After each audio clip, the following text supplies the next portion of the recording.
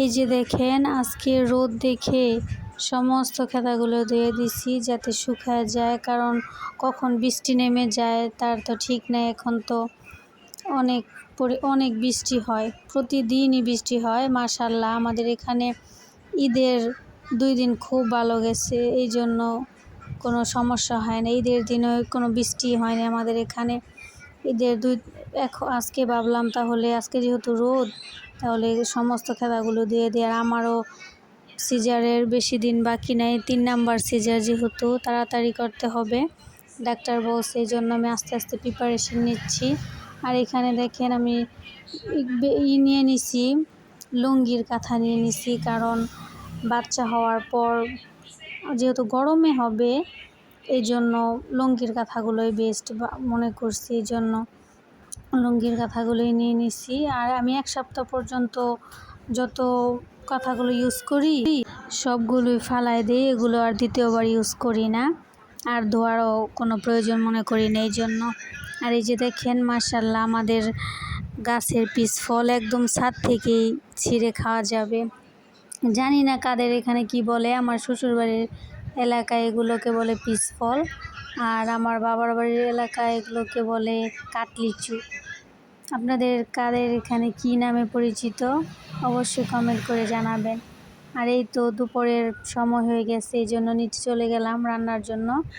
আমার হাজবেন্ড আমাকে পিস কেটে দিতেছে, হেল্প করতেছে। উনি আমাকে বলতেছে তোমার পিস কাটতে হবে না, তুমি ওগুলো সাজাও। মাংস 1 কেজি পরিমাণের মতো রান্না করব, তাই এখানে আমি সব মশলাগুলো দিয়ে দিতেছি আস্তে আস্তে।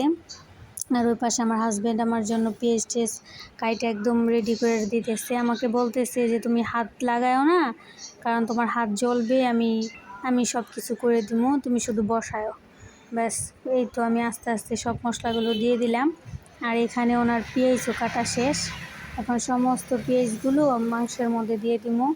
আর এখন কুরবানির যেহেতু এখন সবার ঘরে ঘরেই মাংস চলবে, মাংস শেষ হবে তো আবার মাংস, আর মাংস ছাড়া আরই নেই। আর এই তো দেখেন মাশাআল্লাহ এত সুন্দর করে পেঁয়াজগুলো কাটছে, যারা বিদেশ থাকে তারা মনে হয় সবাই এরকম পেঁয়াজ কাটায় অনেক দক্ষ। আর এই যে উনি তো খাবে, এই জন্য ওনারটা উনি মানে যতটুকু পরিমাণ ঝাল খাবে অতটুকু পরিমাণে নিচ্ছে। আর এখানে আমার মেয়ে দাঁড়ায় দাঁড়ায় শিখতেছে যে ওর বাবা কীভাবে কাটিং করে আর কি।